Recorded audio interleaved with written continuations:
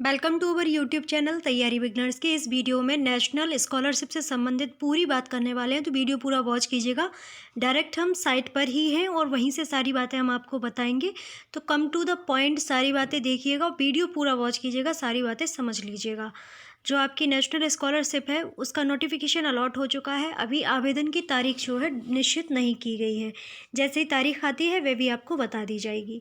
तो आपको जो रजिस्ट्रेशन करना होगा तो साइबर कैफ़े वगैरह पे जाने के बजाय आप अपने आप रजिस्ट्रेशन कर सकते हो और अपना फॉर्म फिल कर सकते हो। तो सारी बातें सीखिएगा।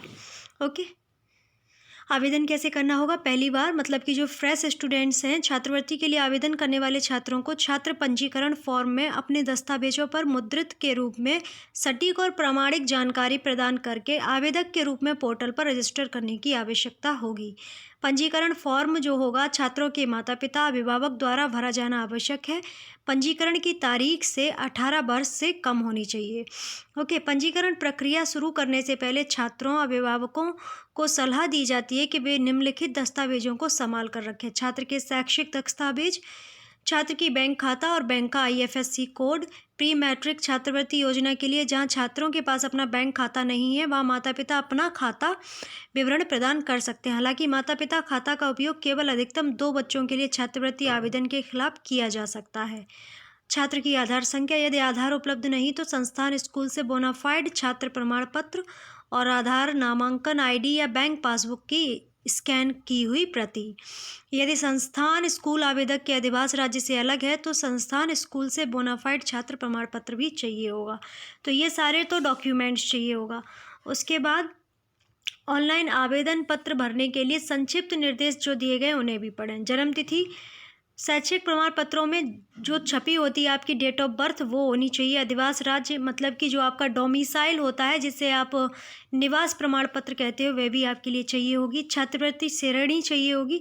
छात्र योजनाओं को नीचे वर्णित प्रमुख श्रेणियों में विभाजित किया गया है कि प्री मैट्रिक छात्रवृत्ति योजना पहली कक्षा से 10वीं कक्षा तक पढ़ने वाले छात्रों के लिए, पोस्ट मैट्रिक छात्रवृत्ति योजना, टॉप क्लास छात्रवृत्ति योजना, मेरिट कम मीन्स छात्रवृत्ति योजना 11वीं 12वीं और उससे अधिक की पढ़ाई करने वाले छात्रों के लिए, जैसे IIT BSc BCom, शीर्ष स्तर के कॉलेज जैसे IIT और IIM, तकनीकी और व्यावसायिक पाठ्यक्रम आदि करने वाले छात्र। विभिन्न मंत्रालयों की योजनाओं का विवरण हाइपरलिंक संलग्न करना होता है।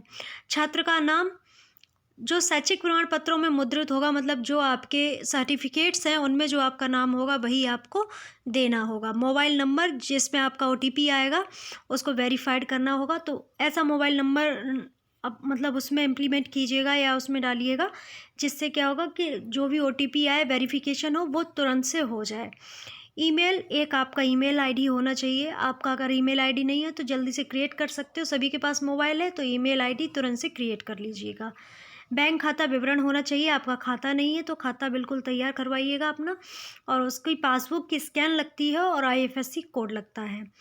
पहचान का विवरण, आधार कार्ड संख्या होनी चाहिए। 12 अंकों का आधार संख्या प्रदान करना आवश्यक है जैसा कि कार्ड पर होता है। ओके, पंजीकरण फॉर्म जमा करने सिस्टम आवेदक के व्यक्तिगत विवरणों को आधार के साथ मिलान करेगा। एक आधार संख्या के साथ केवल पंजीकरण की अनुमति है। हालांकि यदि किसी के पास एप्लीकेशन के चरण में सिस्टम में पाए जाते तो सभी आवेदन स्वीकार करे जाने के लिए उत्तरदायी हैं। यह ध्यान दिया जा सकता है कि आधार नंबर का उपयोग है आधार से जुड़े खाते के में छात्रवृत्ति राशि को फास्ट ट्रैक मोड में जमा करने के लिए भी किया जा सकता है। तो ये याद रखिएगा। उसी में छात्रवृत्ति प्राप्त करने के लिए बैंक खाते को आधार संख्या से जोड़ने के लिए कृपया अपनी बैंक शाखा पर जाना होगा। जैसे आपका अकाउंट खुला हुआ और उसमें पैन और आधार अगर मर्ज नहीं है तो उसे भी आपको जुड़वाना होगा। तो ये सारी बातें आप कर लीजिएगा। ओके, आवेदन जमा करने के बाद default login ID password NCP portal में लॉगिन करने के लिए प्रदान किए गए मोबाइल नंबर पर भेजा जाएगा। यदि पासवर्ड नहीं प्राप्त होता है तो लॉगिन पृष्ठ पर पासवर्ड भूल जाने के विकल्प का उपयोग किया जाएगा। मतलब जो फॉरगेटन पासवर्ड होता है, कभी कभी क्या होता है कि कुछ साइबर प्रॉब्लम होती है, पासवर्ड सेंड नहीं हो पाता है मोबाइल पे, तो फिर आपको रीसेंड करने के लिए फॉरगेटन पासवर्ड करना होगा और रीसेंड करना होगा। ओके, छात्रों को सलाह दी जाती है कि वे अपने छात्रवृत्ति आवेदन में सक्षम प्राधिकारी द्वारा आय प्रमाण पत्र के वार्षिक पारिवारिक आय प्रदान करें। तो जो आपका इनकम सर्टिफिकेट लगता है आपके फादर का, तो वो आपको बिल्कुल सही बनवाना चाहिए, बिल्कुल भी फर्जी नहीं बनवाना चाहिए। क्योंकि उसकी चेकिंग होती है, अगर फिर वो अच्छा नहीं सही नहीं होता है तो उसकी जो मान्यता है रद्द कर दी जाती है। तो ये सारी बातें फिर ये निर्देश दिए गए होंगे, फिर जारी रखें किया गया होगा इतना। और आपको रजिस्ट्रेशन जो करना होगा, अभी हमने हिंदी में कर रखा है, अगर आप चाहें तो इसमें इंग्लिश में भी हम दिखा देते हैं, इंग्लिश में कैसे कर सकते हैं। तो ये अगर इंग्लिश में करना होगा तो आप इंग्लिश में भी कर सकते हो, लैंग्वेज। ओके, तो यहाँ पे ये लिखा है ना, नवीनीकरण के लिए आवेदन करें, तो यहाँ से आप आवेदन कर सकते हो। ये ऑफिशियल वेबसाइट है, वही हमने ओपन कर रखी है, उसी से हमने वीडियो बनाया हुआ है। ओके, तो आपको जो वीडियो है अच्छा लगा होगा और नॉलेज भी प्राप्त हुई होगी, तो जल्दी से सब्सक्राइब कीजिएगा और पास में दी गई बेल आइकन को प्रेस कर लीजिएगा। और क्वेरी क्वेश्चन हो कमेंट बॉक्स में मेंशन कीजिएगा। लास्ट डेट की अभी मत पूछिएगा, क्योंकि अभी एप्लीकेशन सबमिट होना ही शुरू नहीं हुए हैं, तो लास्ट डेट अभी लॉन्च कैसे हो सकती है। ओके, तो आप सभी का बहुत बहुत धन्यवाद वीडियो वॉच करने के लिए।